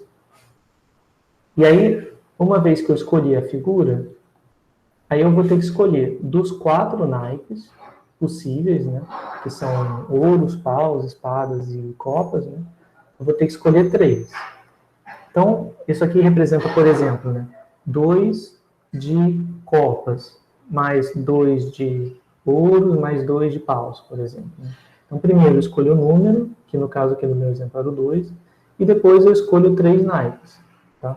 Então, isso aqui vai formar a primeira parte, todas as formas possíveis de fazer a primeira parte do full house. E a segunda parte? Então, para cada uma dessas, aí eu vou ter que usar o princípio da multiplicação, né? Eu vou contar com um número possível, né, dos restantes. Então, como eu já escolhi um número para aparecer 3 vezes, agora eu tenho que escolher dos outros 12 números que sobraram, né, eu tenho que escolher mais um número dentre os 12 que sobraram, e aí, para esse número, eu vou ter 4 naipes possíveis, e eu vou escolher 2. Então, isso, por exemplo, né, nessa situação aqui que eu fiz de exemplo, 4, 4, 2, 2. Significa que primeiro eu escolhi o número 4 e depois eu peguei 3 dos naipes possíveis, né, para fazer 4 de ouros, 4 de copas, 4 de paus, por exemplo. E aqui, dentre os 12 números restantes, eu acabei escolhendo 2 aqui, né, eu vou escolher 2 naipes possíveis. Então, isso aqui me dá todos os full houses possíveis. Tá? Então, essa probabilidade fica sendo descrita dessa maneira. 13 vezes 4, 3 a 3, vezes 12, vezes 4, 2 a 2. Então, se eu for armar a conta, vai dar 4 fatorial sobre 3 fatorial, vezes 1 fatorial. Tá? Então, a fórmula é sempre assim, né? O que está no numerador, a fórmula dessa combinação, o que está no numerador é a soma dos 2 números que estão no denominador. Então, aqui, vezes 12, vezes 4 fatorial, 2 fatorial, 2 fatorial. Só um instantinho, pessoal.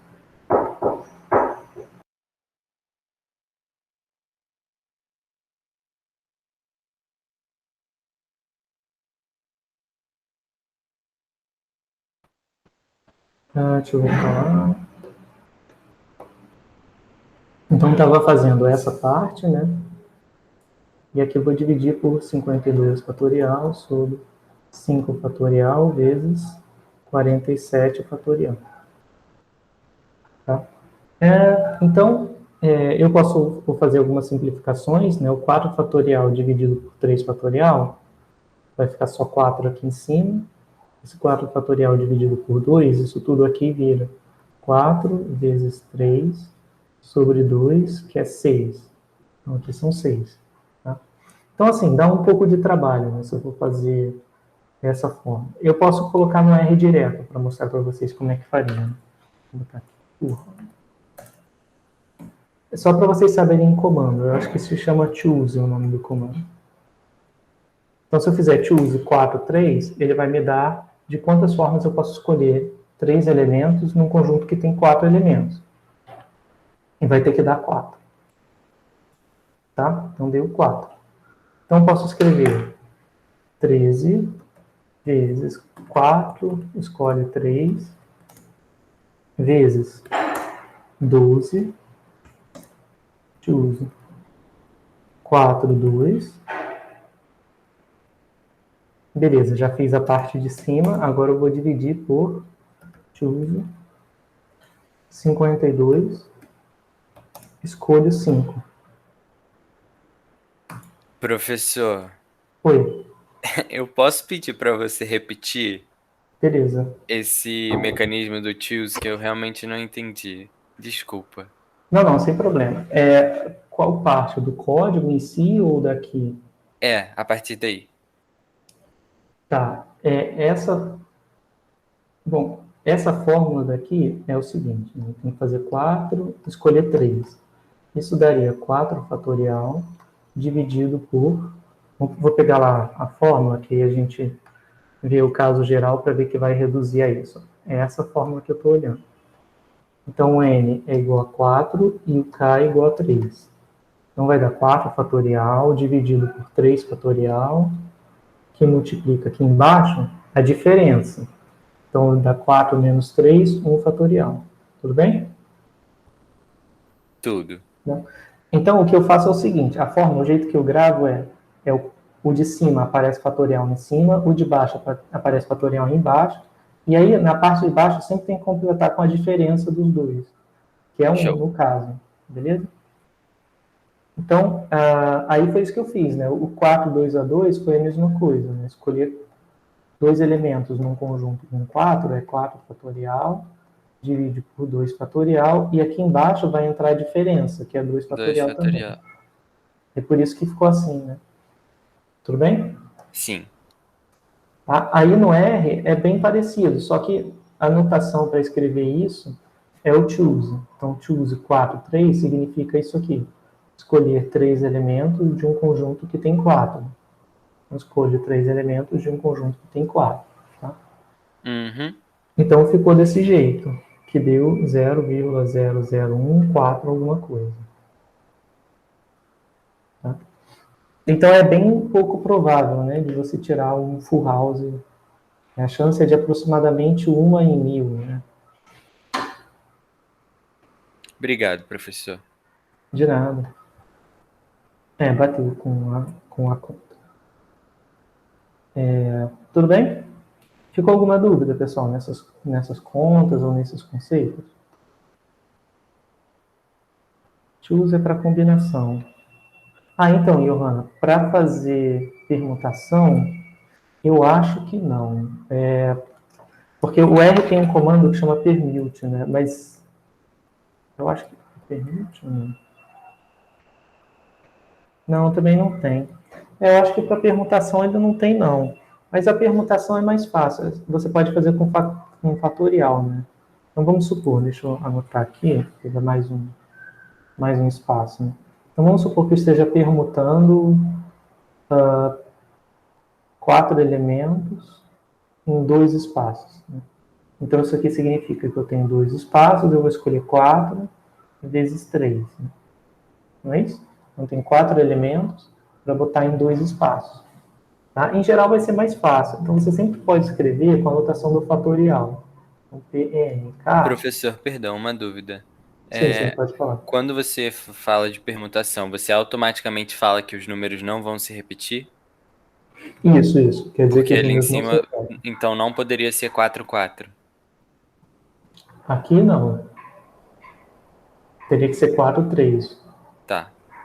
Beleza?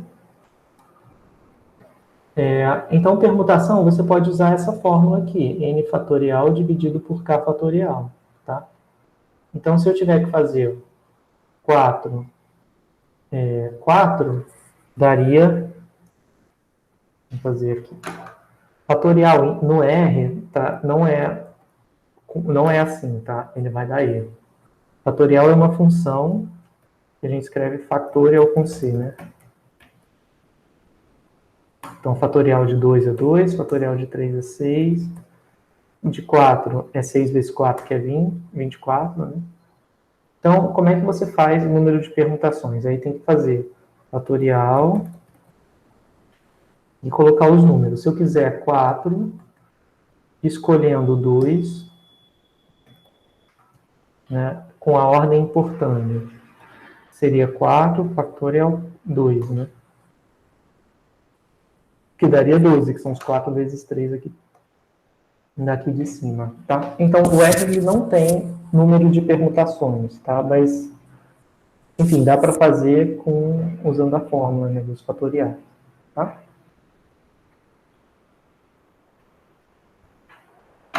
Deixa eu botar aqui.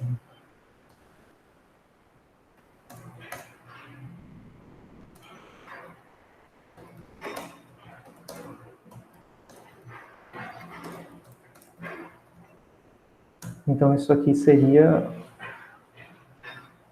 o meu fatorial de 4 dividido por fatorial de 2. Tá?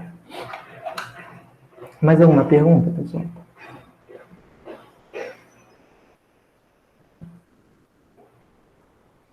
Bom, como faltam 5 minutos, então eu vou terminar a aula de hoje. Vocês têm mais um tempinho para a próxima aula. E aí, bom, na próxima aula a gente vai falar sobre... A gente vai ver o próximo conjunto de slides de probabilidade, tá? Então, enfim, tem bastante coisa. A gente vai falar um pouquinho sobre probabilidade condicional, independência, teorema de Bayes. Aí, dentro de teorema de Bayes, a gente vai falar um pouquinho sobre...